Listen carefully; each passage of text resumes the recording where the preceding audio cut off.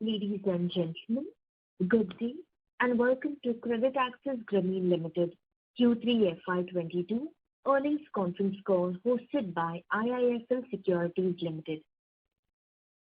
As a reminder, all participant lines will be in the listen-only mode and there will be an opportunity for you to ask questions after the presentation concludes. Should you need assistance during the conference call, please signal an operator by pressing star then 0 on your touchtone phone. Please note that this conference is being recorded. I would now like to hand the conference over to Mr. Arish Aratna from IIFL Securities Limited. Thank you and over to you, sir. Yeah, thanks, Dennis. Firstly, I'd like to thank the management for giving us the opportunity to host this call. From the management side, we have Mr. Udaya Kumar Hebbar, Managing Director and CEO, Mr. Balakrishna Kamath, CFO, and Mr. Nilesh Dalvi, Vice President of Investor Relations. Let me now hand over the call to the management for the opening comments, and post that we can proceed to open the floor for Q&A. Thank you. Thank you. Good morning, friends. Our sincere thanks to everyone for taking your time in this morning and joining us today to discuss our third quarter and first 9 months financial performance. At the outset, we are happy to inform that we have been again certified as Great Place to Work successfully for the third time. This reinforces our strong work culture, employee centricity, and commitment to reach greater heights in the future. Coming to our business, we witnessed significant improvement in our financial performance during the third quarter, backed by sustained business momentum and consistent improvement in asset quality. Strong portfolio growth, lower delinquencies, and improved bad debt recoveries led to a sharp improvement in operating profitability. We have reclaimed our quarterly PAT of more than 100 crore after 2 years. Our monthly disbursement run rate at CA Grameen further improved from over 1,100 crores in September to over 1,400 crores in December. All new disbursements across all states since June 21 are displaying very good quality, with current PAR 1 to 30 of only around 1% with limited flow forward. MMFL is also back into growth trajectory and all new loans are disbursed under CA Grameen model since October, amounting to over 45% of the book and showing very high asset quality comparable with CA Grameen. As indicated earlier, monthly disbursement run rate at MMFL also doubled from rupees 180 crores in September to 360 crores in December. We are back into growth trajectory in terms of disbursement and growth in MMFL now. At a consolidated level, we disbursed 4,720 crores in Q3 FY22 and acquired over 2 lakh new borrowers. Over past 12 months, we have acquired over 5.4 lakh new borrowers, out of which 48% were from outside the top 3 states, as we continue to go deep rural and expand our presence in newer states. We continue to witness MOM reduction in delinquencies during the third quarter. At CA Grameen, collection efficiency excluding arrears rose from 93.3% in September to 95% December and further to 95.6% in January. Excluding non-paying NPA customers, collection efficiency touched 98% in December and 99% in January. The collection efficiency in MMFL, which constitutes 16% of our consolidated GLP, gradually improved from 87% in September to 89% in December and 90% in January. Excluding non-paying NPA groups, collection efficiency touched 91% in December and 92% in January. At CA Grameen, the asset quality maintained the improvement momentum as PAR 30 reduced from 8.5% in September to 5.4% in January, and PAR 60 reduced from 5.4% in September to 4.2% in January. Similarly, at MMFL, PAR 30 reduced from 13.4 in September to 10.7 in January, and PAR 60 reduced from 10.3 to 8.5 in January. On a standalone basis, our gross loan portfolio grew by 19.4% YOY and 8.9% QOQ to rupees 12,180 crores in Q3 FY22. However, the borrower base declined by 1.9% YOY to 28.14 lakhs, primarily due to rate-off of over 2 lakh borrowers during last 12 months, as well as lesser new acquisition in the first 6 months of this financial year. However, on QOQ basis, borrower base increased by 60,000 in Q3 FY22, as we added over 1.8 lakh new borrowers, partially offset the rate-off of over 47,000 borrowers in Q3 FY22. The NII grew by 40.4% YOY to INR 349.4 crore, while NIM stood at 11.7%. Adjusting for the impact of interest income derecognition and impact of maintaining higher liquidity on balance sheet, NIM would have been at 12.4%. The cost-to-income ratio was at healthy 36.1%, while OPEX to GLP seen reduction at 4.7%. PPOP grew by 67.1% YOY to INR rupees 244.6 crores. Credit cost was rupees 73.8 crore, which also included the impact of write-off of rupees 134.9 crore. The credit cost was partially offset by rupees 26.8 crore bad debt recovery during the third quarter. PAT for the third quarter was INR 129.2 crore, leading to ROA of 3.8% and ROE of 13.6%. GNPA at 60 DPD reduced from 7.18% in September 21 to 5.5% in December 21. Overall ECL stood at 4.4%. On a consolidated basis, our gross loan portfolio grew by 18.4% YOY to INR 14,587 crore and borrower base to 37.39 lakh, primarily due to rate-off of 3.91 lakh borrowers during the last 12 months.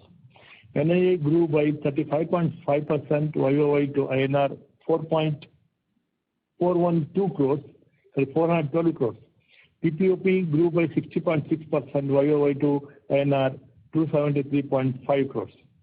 Credit cost was INR 117.9 crores, which also included the impact of write-off of INR 190 crore.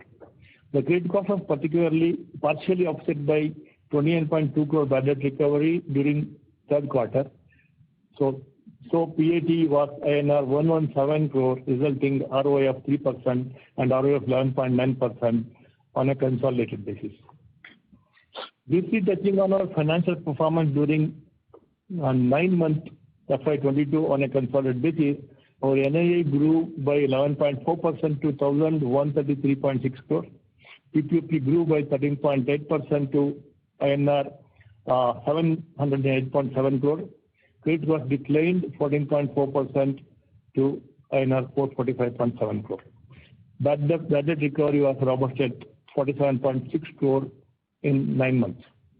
While the gross credit cost during 9 months was 3.6%, the net credit cost after considering the bad debt recovery it is 3.2%.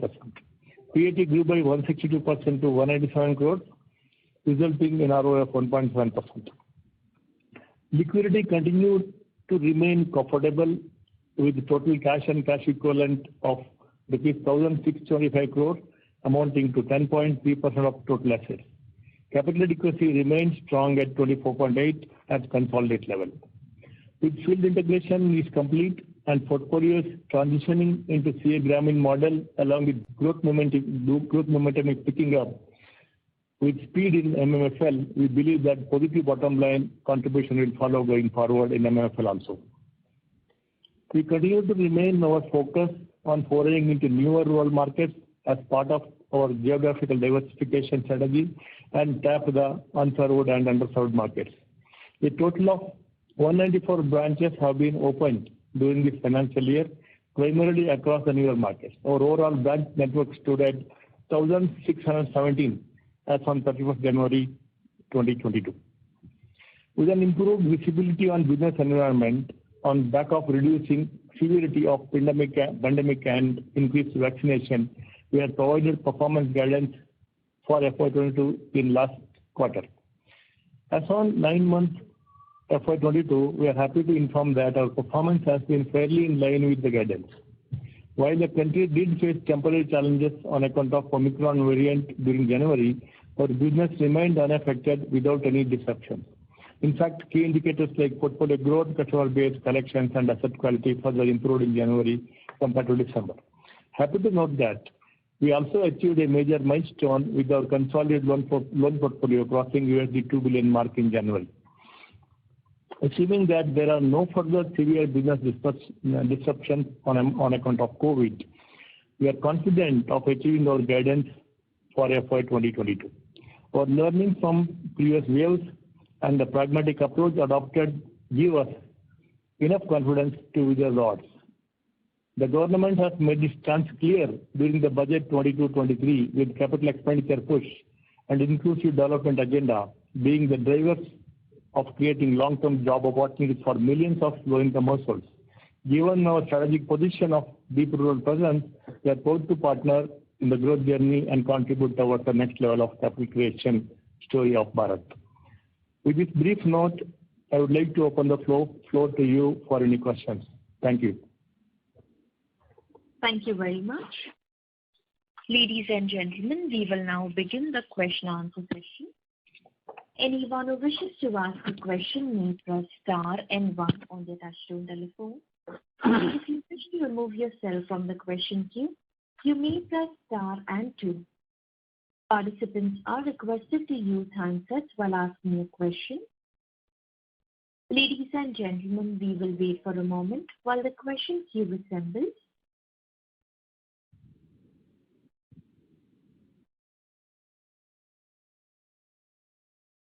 The first question is from the line of Shripal Doshi from Equirus Securities. Please go ahead. Hello, sir. Good morning, and thank you for giving me the opportunity. So, if you look at in January, the non-paying customer has increased versus the December number for both Madura and Credit. So, what would be the reason for the same? There is a small momentum which is already there it's on the NPA category, which is already more than 90 days or 180 days kind of thing. There is slight fast forward of there, slight forward. So it's already NPA and forwarded customers. So some of them have not paid during January. That's all. So there is no paying customer in the standard category moved the other side. Okay, it's broadly the partially paying moving to non-paying. Yeah. Some of them, what happened, some of them they would have paid in December, may not have paid in January. They may paid in February. Particularly, these are already, most of them are more than 90 days or 180 days bucket customers. Got it, sir. And sir, if you look at, you have given a split of ticket sizing, vintage-wise ticket size. So if you could also give a split of customer split as per the vintage. So in the similar category wherein below 3 years, 3 to 6 years, 6 to 9 years, and more than 9 years. Yeah, we have given that. Right. So if you can give the customer split also, like we've given ticket size. So if you can give customer split also. Actually, you have a portfolio split available on the top of that slide, which largely reflects the customer borrower split also actually. Maybe you can provide that. Nilesh can provide that because there's a portfolio split is there in the top bar. Right. Same slide. Correct. Got it. So the number of customers slightly varied because the high vintage customers are higher portfolio, so there will be slight variation. Maybe you can provide next time, or you can reach out to Nilesh and get it. Thank you. Sure, sir. And so we've as highlighted in the same slide that 48% of the customers are new, which are from non-core states for us. So these would be Bihar, UP, Gujarat, Rajasthan.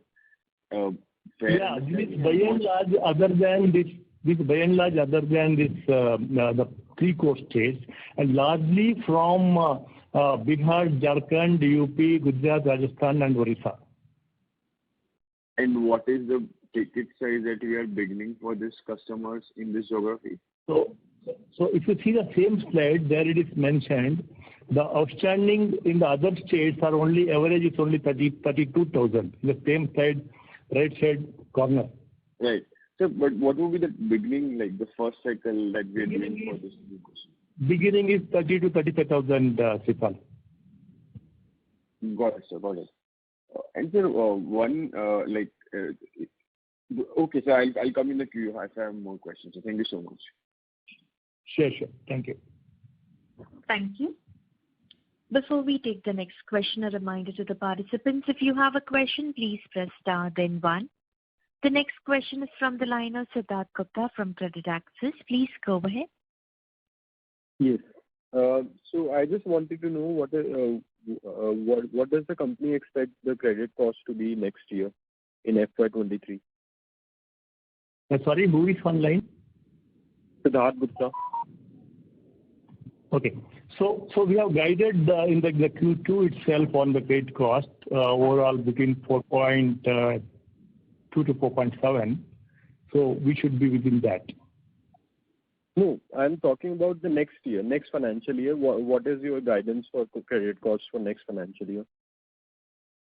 Next financial year, we are not able to guide right now. Probably we will look at after Q1, we will be able to guide. So we believe that it will be majority of the COVID impact cost will be taken now. So therefore, it should be business as usual, but there will be little higher cost considering the behavioral change of the customers at this point of time. But we presume that it will be at least 70-80% bits more than the normal. But anyway, we will provide it after Q1. Okay. And do you expect any write-offs due to Omicron wave, third Omicron wave? No. Okay. Not for third. There is no impact for the third Omicron wave. Okay. Thank you. Thank you. Thank you. A reminder to the participants, if you wish to ask a question, please press star then 1 on your touchtone telephone. The next question is from the line of Digant Haria from Green Edge Wealth. Please go ahead. Yeah, hi, sir. My first question is on these harmonization guidelines. If they come, do we have chance to correct our lending rates? Because I believe we, at a lot of places, we are lending at rates which are even lower than the banks. Digant, yeah, definitely. If there is a opportunity for us, we should be pricing for the credit cost. So as of now, we are the lowest priced as against banks or NBFCs or MFIs, everybody. In the entire market, we are the lowest priced MFI today. However, because currently we are constrained with the 10% margin cap of RBI, we are not able to price for the cost of credit, which is much higher in some markets. So definitely, if the opportunity is given by the regulation, we should be definitely charging the credit cost to some extent. So which will have an opportunity for us to price, at least price the cost.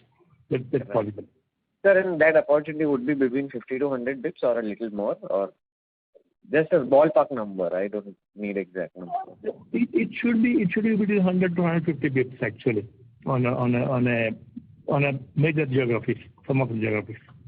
Right. Okay. I got it. Thanks. That's the first question. The second question is, sir, mainly on the field operations that COVID, because of this being a highly physical touch model, and the attendance had suffered in first few months of COVID. So now, do you think that those disruptions are really behind, and or that customer behavior has changed in such a way that the group model eventually will be, a lot of people will be forced to migrate to individual models, and can we, so answer basic question is, in FY23, can we look at normalcy, like, no COVID disruptions and physical touch comes back? Actually, no, it is already back normally. Only those groups where 1 or 2 or 3 defaulted customers, such centers, some discrepancies are there. The customers who are paying, more than 75-80% of the groups who are paying fully on the normal, the behavioral or discipline are by and large normal. So we don't see any challenges there. Okay. Okay, sir. And then So, we see this, it's only improving going forward. Okay, sir. Sir, and my last question is on the growth that, because so many customers are, either under restructured or, PAR or NPA for other MFIs and other bank MFIs also, does it put strain on our growth pool that, maybe say next year, even if it is a normal year, we would have grown 25%. But is that availability of customer because they may have, the experience data would show that they are overdue somewhere or restructured somewhere. So just any thoughts on that? That's it from my side. Yeah, I think we as an institution keep expanding in the deep rural and beyond the urban and also.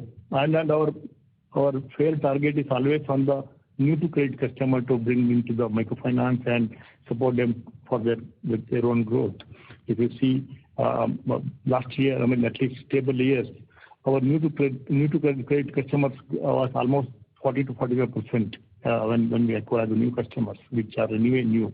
So even now also we believe we'll be able to target the new to credit customer more, and not necessarily we should go and lend to the customers who defaulted or so. So there is an opportunity. You see today only 35-40% of the addressable market has been achieved by the industry.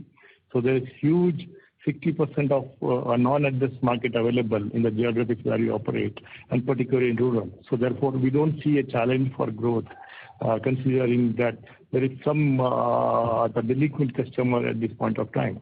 That also is only 20%. If you count 6 crore customer currently, so even 20% customer are delinquent in between or so still 80% are not. And plus the new to credit. I think we don't see any challenge about the growth. Highway is still available. Okay, great, sir. All the best for the coming quarters, sir. Thank you. Thank you. Thank you. Before we take the next question, I would like to remind all participants, if you wish to ask a question, please press star then 1 on your touchtone telephone. The next question is from the line of Nidhesh Jain from Investec. Please go ahead. Thanks for the opportunity, sir. So firstly, on the income from recovery that we have reported this quarter is quite strong at 29 crores. How should we think about it, this income going forward? What is the write-off pool on which we are trying to recover? Nilesh, what happened is, the denominator also increasing rate because last 1 year, 12 months, we have the write-off also, both companies together almost close to 18,000 crores, right? 9,000 crores. So it is very, very 2.5% of the return of portfolio. So I think at least for next 2-3 quarters, we should see 15-20 crores of recovery because there is a natural trend. When we wrote off 270 days, we wrote off even some of the partly paying customer also, right? Because of the policy of operating up at 270 days. So obviously there will be recovery from those customers, also some of the customers who want to come back or who want to, let's say, borrow from some others. Obviously they have to come and pay for us before doing that. And we have put a large team to address this, to go and meet all the delinquent customers. Also recollect that we also did some aggressive or early rate-off also at 180 days sometime. So there is an opportunity to go back and collect some money. So our sense, at least for next 2-3 quarters, we should be able to recover at least 15-20 crores every quarter. Sure. And secondly, sir, from a number of customers perspective, the number of customers have remained flat or declined over last 2 quarters because of write-off that we have been doing. But from next 2 to 3 year perspective, how should we think about the customer base growth for the company? It's growing already. As I said in the initial remark, in the Q2 to Q3 we have grown already, actually. So we are acquiring almost close to 90,000 customers every month now. So maybe there's one more write-off for a large number, probably Q4, would impact a bit, but afterwards it should be only the positive every Q1 English. Sure. So this 90,000 customer addition will be sustainable on a monthly basis. So Should be, because we have created good infrastructure, right? Almost 200 odd branches we added already. District branches are operating, and then again, normally Q1, Q2 we open fresh branches every year. Given that if there is no disturbance, we should be going ahead and then keep opening 10-15% of infrastructure every year, which will also give additional support for customer growth. Sure. That's it from my side, sir. Thank you, Nilesh.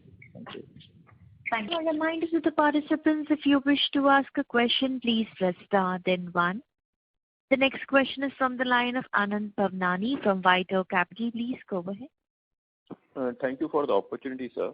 Sir, just wish to understand over last 7-8 quarters, as you are expanding into newer geographies and even in existing geographies, how is the competition intensity as compared to pre-pandemic? Have you seen any changes in the competitive intensity post the pandemic? Yeah, the last 8 quarter is not a quarter can be compared, Anand, because of the disturbances. By and large, if you see the 8 quarters, at least 4 quarters, nobody operated. It's just a blank 6 months in the FY2021, 6 months in 21-22. So there was no expansion by anybody. So it's more of fighting with the pandemic issues. So that's why it's not a comparable. But still, real growth for industry come only the second half in both last two financial years. But having said that, important to note that we are a deeply rural penetrated institution, so which is having very less competition comparatively compared to the urban penetrated institutions. Just to give an example to you, we have large number of MFIs and banks operating across geography. To put it in perspective, almost 43% of customers, we are the only lenders. And again, another 39% of customers, we have only one lender other than us. So that itself shows that the competitive intensity in the field is not impacting us. And to give other side of the reflection, who is the largest overlap with us in terms of common customers? So we have Bharat Finance, which is the largest, because one of the largest, almost double of our size, which has only 8% of overlap with us. And the next is maybe 5%, maybe Spandana is overlap 5-6%. Thereafter, maybe Bandhan about 3% is overlap. So by default, by design of our operation, we are not susceptible for large competition because of our deep rural presence and our tendency of acquiring new to credit customers. Probably I answered your question. Sure, sir.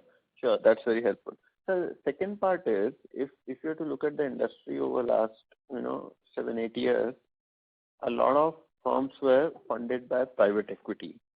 Now, because of the sequence of events that has happened since 2016, if you were to see the rate of return for a lot of the private equity players in microfinance in India are subpar, and some of them are not even able to get exits.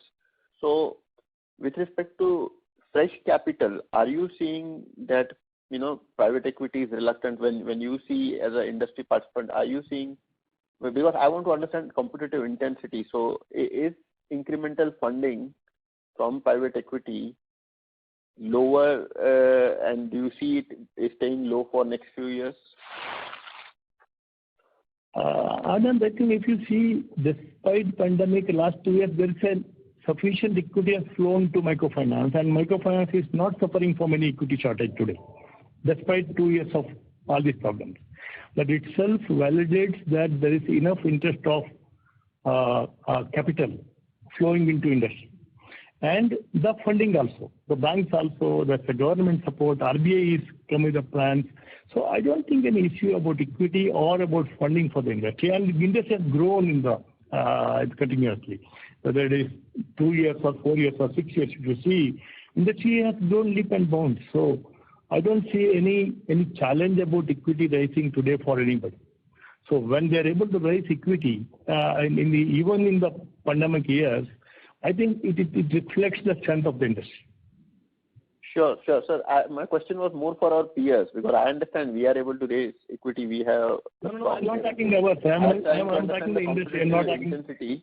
Hey, better. Sorry, Anand, I am also telling the industry, not Grameen. Grameen Okay. बात नहीं कर रहा हूँ मैं. Okay, Sure, sir. There is not one institution suffered because there is no equity today, even after 2 years of pandemic. Correct? So that's what I'm telling. Got it, sir. And sir, last question, if I may. Do we have any sense when can these new regulations, which is now I think almost 8-9 months since they were kind of contemplated this, do we have any sense when can we expect some final decision on this? Both of us are in the same information stage, Anand. So we also don't know. We expected this in the last quarter itself, but somehow not yet. Let's see. It may be RBI will have more other priorities probably, but it should be coming this quarter. That is what we are hoping. Okay. And Madura is on track to be merged by end of the current quarter, that is Q4 FY22, right? Not necessarily, and legal merger might take more time because of the regulatory issues which NCLT hearings are taking time because of COVID and all. They don't have sufficient bandwidth to manage the pending cases, so it may take time. But from our own perspective, we are already integrated. From an operational perspective, from a product perspective, growth perspective, integrated. Only we may still have to carry 2 boards for some more time. Noted. Thank you, sir. I'll come back in the queue. Thank you. Thank you. A reminder to the participants, if you wish to ask a question, please press star then 1. The next question is from the line of Karthik Sahani from Myriad Asset Management. Please go ahead. Hi, sir. Good morning. I just want to ask, what is your guidance on the loan book growth, say, in the next 2 years? Karthik, see, despite pandemic years, so last year we grew 13 to 14%. This year we guided to grow almost 17 to 19%. So we believe that this can be little more than this on a stable year going forward. At least 20-25% CAGR for next 3 years is potential for the industry. Okay. Thank you, sir. Thank you so much. Thank you. Thank you. The next question is from the line of Amit Nanavati from Nomura. Please go ahead. Yeah, hi, sir. Just a couple of questions on write-offs. Firstly, if I look at the PAR splits, right, now we've nearly kind of normalized. And when you look at the part-paying customers, this is more or less, non-paying customers, this is more or less crystallized. So to that extent, should one expect the non-paying customer largely to be written off over the course of next 2 quarters? Or if you can just explain some behavior around that, what you expect to recover hopefully over some time. So we expect a majority of this should be written off in the fourth quarter itself, or maybe some may spill over to Q1 also. But yeah, your estimation correct. To large extent, is the non-paying NPA will move. But as a policy, Karthik, we write off all the customers who, if the NPA or a delinquency bucket crosses to 70 days, we write off. Actually, as a policy. So out of our current PAR 90, so largely might be getting written off in the end of Q4 and Q1. You're absolutely right. Okay, so the credit cost guidance is largely now, if I look at it on an incremental basis, it will be largely towards the write-off requirement, which would result into excess provision. Absolutely. You're right. Secondly, if you can only explain in terms of write-offs, right, that we've done in the past 12 months, what would be the similar vintage split of borrowers that you would have written off? Basically, how in terms of ticket size, in terms of vintage, how was this broad split around less than 3 years, 3 to 6 years, more than 9 years, etc.? We've not done that, Karthik. Probably we will publish that too. You can reach out to Nilesh and he will be able to collate the data and share with you. But yeah, we are not split the vintage of rate of numbers at this point of time. Probably we can do that. Nilesh, you do have any specific data available on this? Sorry, 1 minute. Just let's check with Nilesh. I'll provide it to him. We'll provide it to him. Yeah. Currently, I do not. Yeah. But broadly, sir, if you can just on the top of your head, if you would have seen any stark difference between, whether the write-offs was low vintage customer or a high vintage customer. Amit, it's actually, our write-offs are linked to pandemic today, not the vintage. You cannot correlate the vintage versus write-off because this is a specific event which impacted the customers who are not in the essential activities or suffered specifically because of the low footfall kind of business, which is we already discussed earlier. What kind of business were impacted in the last two COVID situation. Irrespective whether it is a new vintage customer or old vintage customer, it is more of an industry and a specific customers who are impacted actually. The customer could be 5 years also, customer could be 1 year also, but if she is she is running a beauty parlor salon or the family in hairdressing salons or they are in travel or tourism or a pilgrimage centric, so it impacted. So there is it may not be a right data to see whether based on vintage or non-vintage. It's more of a essential and non-essential were the key in terms of the impact and the resultant rate of at this point of last 4 to 5 quarters rate-offs. But anyway, I think Nilesh can provide the data, but we can't derive any decision based on that because of these other external reasons. Got it, sir. That's it from me. Thank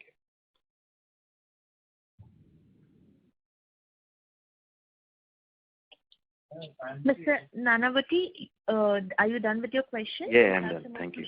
Thank you. The next question is from the line of Anand Bhavnani from White Oak Capital. Please go ahead. Just a couple of questions. One is on Madura, you mentioned we are now integrated. But in the COVID, we saw there was stark difference in the credit quality and maybe it was due to, the legacy book. But since the legacy book have completely run off in last couple of years, from here on, we should expect broadly the performance to be similar, barring some geographical, disturbances. But barring that, broadly, the loan book performance should be in sync with CredAg, right? Anand, only 45% of the book is new book under the Grameen model. 50% is still the old is yet to run off, and it's going on. It's actually we are not discussing anything under the old model. Everything under new model, which is exactly behaving the way Grameen is behaving.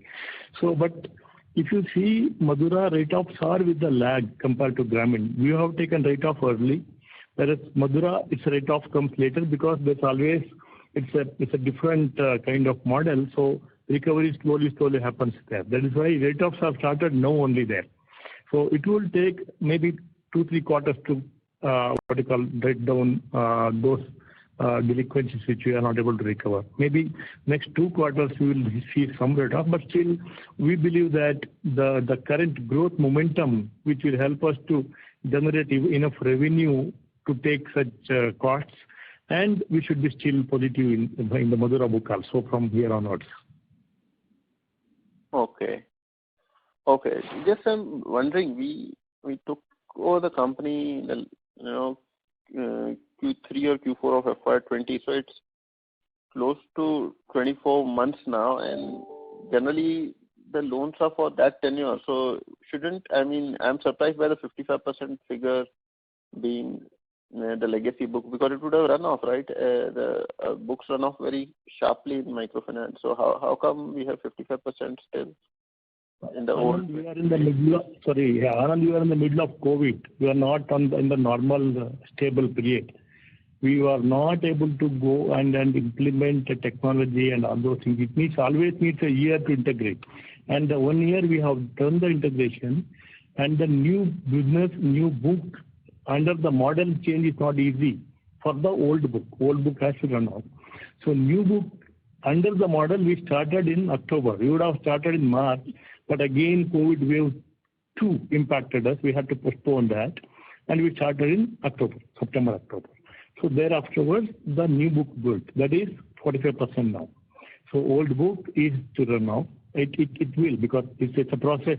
It takes, we can't just convert the book into a model. It impacts the customers there. So we have taken a very pragmatic approach in doing it, and we believe what we did is right. Sure, sir. Sure. Any ballpark expectation you have for, write-off in Madura for next 2-3 quarters, as you said? Any sense you can give us on that? No, you have the data in front of you about the NPA, and whatever we have provided about it, right? Write-off will not impact the book directly, right? It's only the non-provided component will impact it. So we have taken the recognized the NPAs and provided against it. Mm-hmm. Sure. And sir, in terms of the expansion plan, we added quite a bit of branches in last 2 years. How is branch addition going forward for, let's say, next couple of years? So we keep taking stock at a point of time. Normally we add the branches. If you see the history of us, we add about 10 to 15% infrastructure every year, which includes number of branches, employees, everything. So probably we will be going in a similar direction. Noted. Thank you, sir, and good luck. I'll come back in the queue for any questions. Thank you. Take care. Thank you. The next question is from the line of Abhishek Murarka from HSBC. Please go ahead. Hi, sir. Good morning and congratulations for the quarter. So my question is, so the question is on Madura. So this new book and old book split that you've given, this is from what date? So are you counting from the date of your first investment, or are you counting from a date of initial integration? No. I'm counting when I said new book, I said book which is built in the Grameen model, not the new book within Madura. So we have shifted the model, transition to our own technology and all.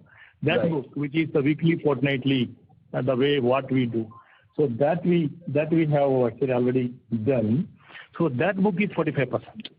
Right. So Madura itself kept on dispersing money. That new book perspective is slightly different, but still it is a old model. Right. Yeah, so that's what I thought. You are absolutely right. The new technology, new process, new product, new weekly, fortnightly model started in October, which is the book I'm telling. It is exactly a Grameen model. Right. So basically October, November, December, January. Those 4 months is 45%. Yeah, exactly. Okay. Yeah, every month almost 10% getting changed, shifted, Abhishek. Every month almost 10% getting shifted. Perfect. That's what I thought, sir.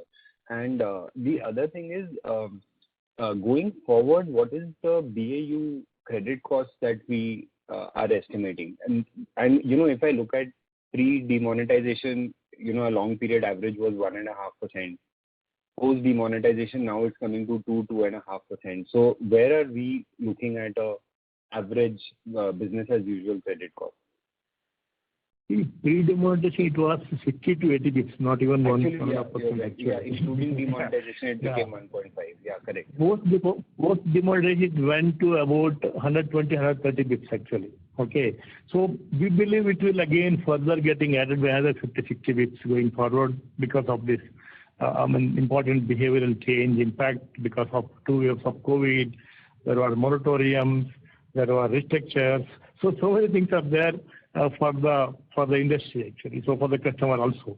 So based on this, there will be some behavioral change which will impact the overall discipline and the repayment behavior. That's why we believe it will be additional 50, that is 150 to 180 bits. Maybe your business as usual credit cost going forward. Okay. And are you able to still pass on higher yield? Like one of the impact of harmonization was expected to be that you could as an NBFC MFI migrate to 22-23% yield. So are you able to charge anything higher? Yeah, we are expecting that, because one of our reasons for reaching out to RBI is to consider the credit cost as for the pricing actually. So right. That is what RBI recommended in their draft guidelines. So we believe it will be implemented as soon as possible, sooner. So it will give us leverage to raise the cost. Right. And that looks likely to happen. And still we should be able to give the stable returns to the investors. Sure. And so finally on retail finance, now 3-4 years back when we started, we had a lot of plans for it. In the last 2 years, it has clearly been wound down, and it's just about 2%. But going forward, what is the plan for that book? Yeah. Correct.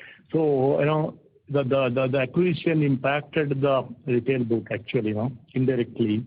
The investment what we made in Madura was treated as non-finance book, non-microfinance book, because non-qualified asset. That's why we didn't have headroom to grow in a retail book. So in any case, unsecured book, we didn't want to grow also. Slowly. So we realized that this kind of event will hit the individual microfinance book. Definitely, it's not a good idea. After this 2 waves, actually we learned the lesson on this. That's why we started reducing that portfolio. Now it's only 2%. But our plan is to move towards the secured book. So we are already working on various pilots. I think last time also I appreciated this. We are working on business loan backed by assets, particularly properties, affordable housing, home improvement, gold loan, two-wheeler loan. All these are being worked out. We are actually building the team and developing the technology and creating a pilot to learn the new centers. So my sense, we will have a very good traction in FY 2023 on this asset back book. By the time we complete the legal integration, we will get headroom to grow also. So before that, we will be ready with our pilots so that we can grow our secured book. So our target is to use the opportunity of non-microfinance portfolio will be secured book going forward. So we are working on that. And any milestone, let's say 2 years out, where this 2% should go? Maybe you're targeting at 4%, 5%. I mean, any milestone that you have in mind with respect to this book? Next 2 years, by 24, the FY24, we should be crossing about 10 to 12% in this. Okay, 10 to 12%. Sorry. By 2024, we should be achieving about 10 to 20% of our book as a secured book. Of the overall book, of the GLP. Correct, overall GLP. Okay. Because your currently opportunity is only maximum about 13 to 14%. We can't do more because 85% has to be qualified, right? Yeah. So at least 10 to 12%, then balance will be your normal balance sheet assets. Okay. Understood. Sir, thank you for taking my questions. All the best. Thank you. Thank you, Abhishek. Thank you. Thank you. A reminder to the participants, if you wish to ask a question, please press star then 1 on your touchtone telephone.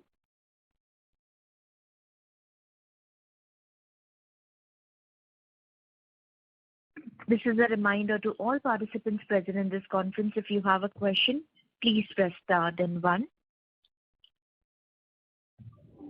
If there's no question, maybe I will request our CFO to give a quick. I'm so sorry to interrupt, but there are a few questions lined up just right now.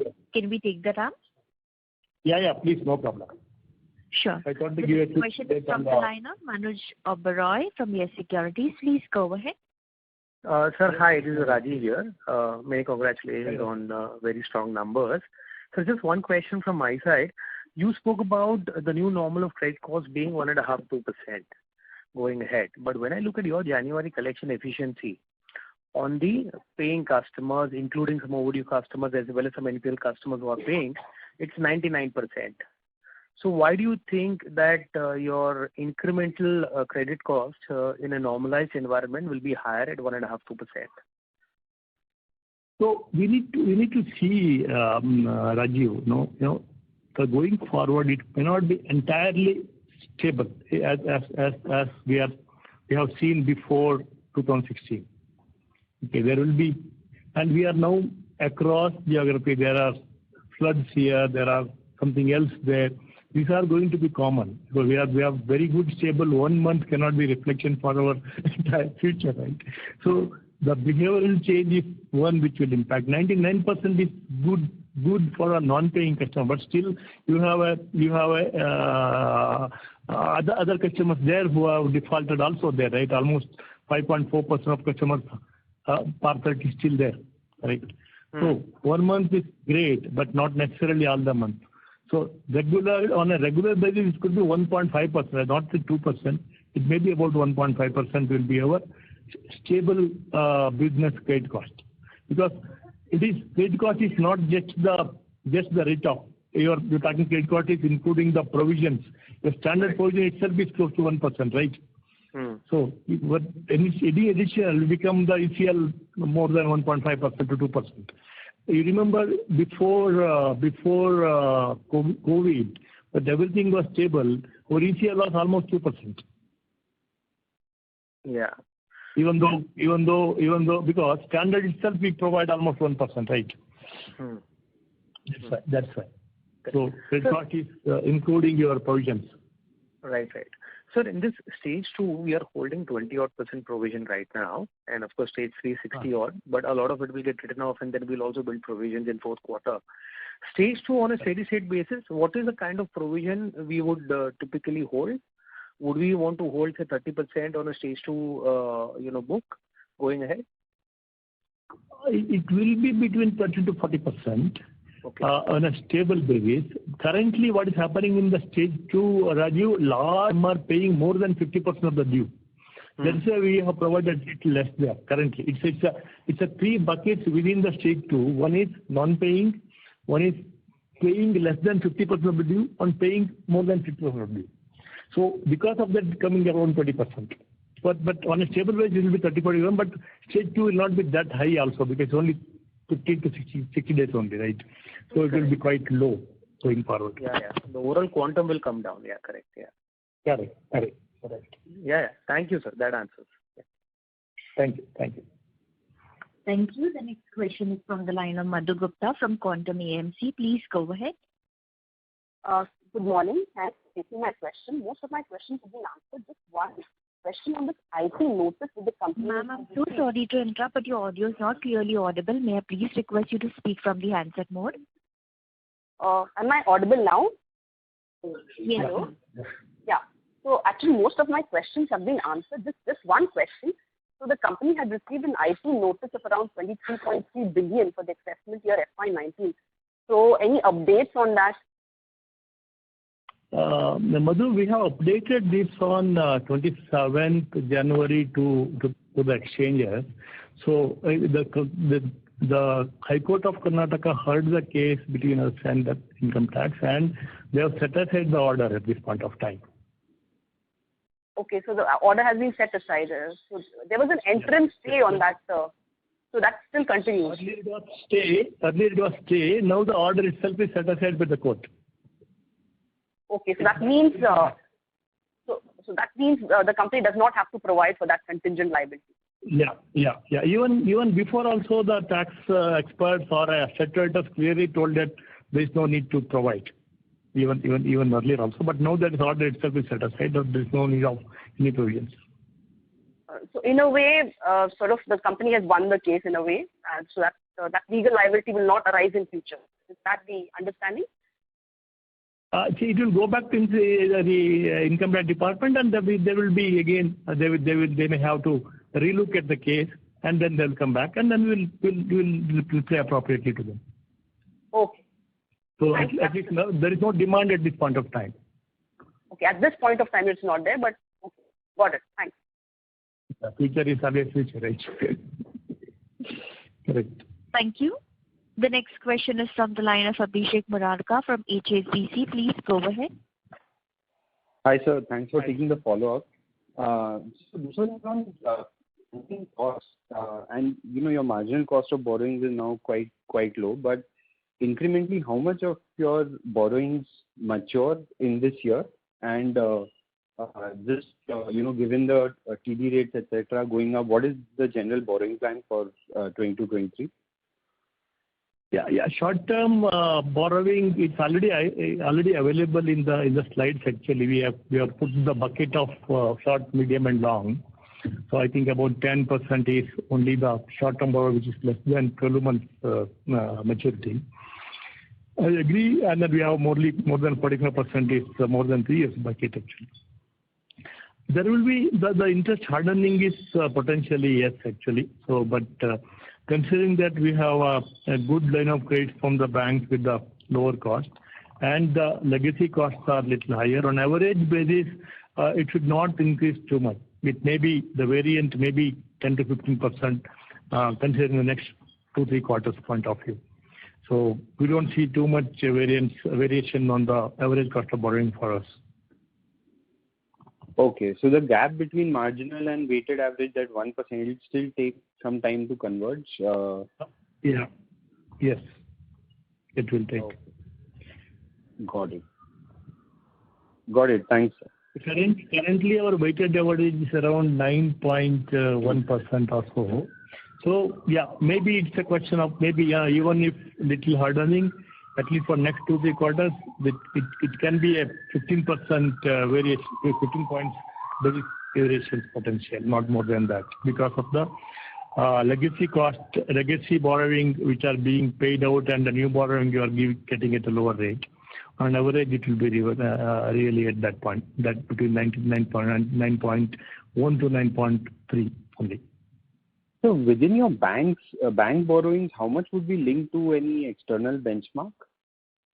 Or not MCLR, any repo or T-bill or something? No other. Only the external borrowing about 10-11% is linked to LIBOR. And that also annual reset. Okay. It is hedged. The LIBOR can change and the reset can happen. That also is hedged. Sorry. Yeah, that also is hedged actually, even that. And the domestic maybe about 45 to 50% are floating with the floating to MCLR. Okay. Yeah. So, but non-MCLR external benchmark linkage domestically is very low. No. Insignificant. Okay. Got it, sir. Got it. Thank you. Thank you. Thank you. Ladies and gentlemen, that was the last question for today. I would now like to hand the conference back to the management for their closing comments. Yeah. Thank you very much for joining this call, and we appreciate all the questions. We hope we are able to give you clarity. In case anybody have further questions, further data requirement, please reach out to our investors desk, so they will help you. Thank you very much. Have a nice day. Thank you. On behalf of IIFL Securities Limited, we conclude today's conference. Thank you all for joining. You may now disconnect your lines.